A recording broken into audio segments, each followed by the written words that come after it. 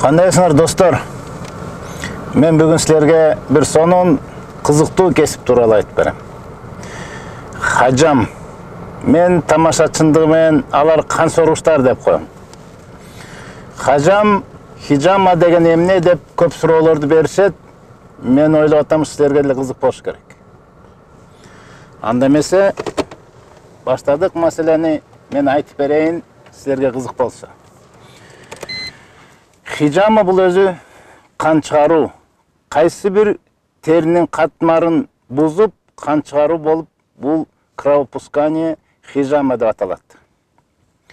Дегеле бул кан чыгаруу медицинада жакталат. Медицинаны плазмафорез жана пиявка сыяктуу, ушу сыяктуу нерселерди канды венадан алып төгүп салгандар бар. Бирок хижаманы биз айтабыз, кереги жок канды керектүү жерден алат. Эми кан. Маселе кан, бул ушундай орган жөнүндө сөз болуп атат. Кененирээк түшүнүш үчүн мен кан жөнүндө айтып берсем болмок, эми кыскачараак кан бул ушундай зат, орган. Бул биз жейбиз, ар тамакты жегенде ошол тамактан керектүү заттарды алып, дененин бардыгына таратат. Чач, тырмакка чейин. Ошол эле кан кайра артка пустой порожняк кетпей, ал жерден иштетилген нерселерди, заттарды алып, келип почкага тапшырат, ал жерден ал чыпкаланып, биз апарып туруп, ал мусорду эмне жанагы ажатканага таштап коебуз. Мунун бардыгын аткарган кан. Кан ушул өзүнүн милдетин, жол болсо ошол функциясын кичине тайып кетип, жакшы аткара албай калса, мына оорулардын бардыгы ушу себептен болот. Жеткиликтүү элементтерди жеткире албай калат, ал жактан жана керек болсо жара чыкканы, теринин, бул чачтын түшкөнү дагы мына ушу керектүү заттарды жеткирбей, жана иштетилген нерсени кайра алып кете албайт.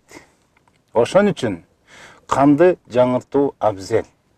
Кан ушундай зат, канча кемисе ошончо кайра ордуна Аллах Таалам кудурети менен толтуруп коет.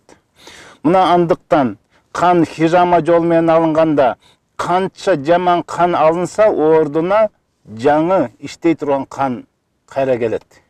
Канча кемисе ошол замат эле жанагындай суюктук плазма менен толтуруп коет Аллах Таалам. Бул адамдын кан басымы өзгөрүлбөш үчүн. Мына ошон үчүн жаштын каны суюк дегендей, кан канча суюк болсо, ошончо жакшы айланат. Биздин учурда биз ошо канды хижама менен алмаштырып атабыз. Болгондо гана ошо кандай жол менен, эрежеси кандай болот, мына ушул маселе турат. Анткени кан бардык память, бардык нерсени сакташ бул кан. Керек болсо канды 10 грамм алып эле адамы жок канча деген ооруларды аныктайт. Бул ушундай сактаганын себебинен ДНК деген адам тукумуна чейин келаткан ушундай нерселерди сактап калган кан. Бул канды мааниси чоңдуктан буга да өтө көп көңүл бурулат.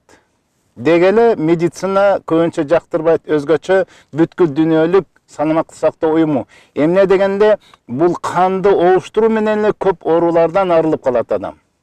Фармацевтикалык бизнеске бул жакшы эмес. Бизнесине жаман тийишип атат. Биз канча ооруларды ташып жүрүп, жана кан аркылуу дагы көп оорулар жуккан үчүн, мына ошон үчүн бул хижама, хажамдарды бүгүнкү күнү бардык болгон эрежеге үйрөтүп, ошого окутуп атабыз. Андыктан буга маани беришибиз керек.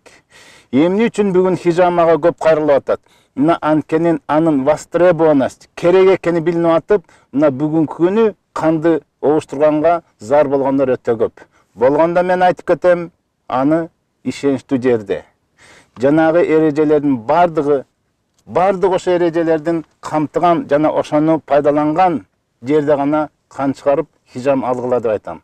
Ал биздин Сенамед компаниясы керек болсо ошол хажам ушундай кесипке үйрөтүп атабыз. Бардык эрежеси менен.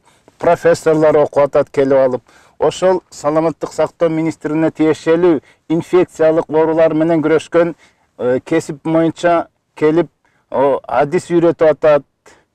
Жана мен айтып кетет элем, кайсы бир адам бул жерге келип онлайн аркылуу мен окудум дегендер абдан таң калып атат. Онлайн бул окуу эмес. Андыктан жандуу окууга келип үйрөнсөңөр, болбосо келип бизден хижам алсаңар, мына ошондо түшүнөсүңөр. Андыктан оорубагыла. Ассаламу алейкум.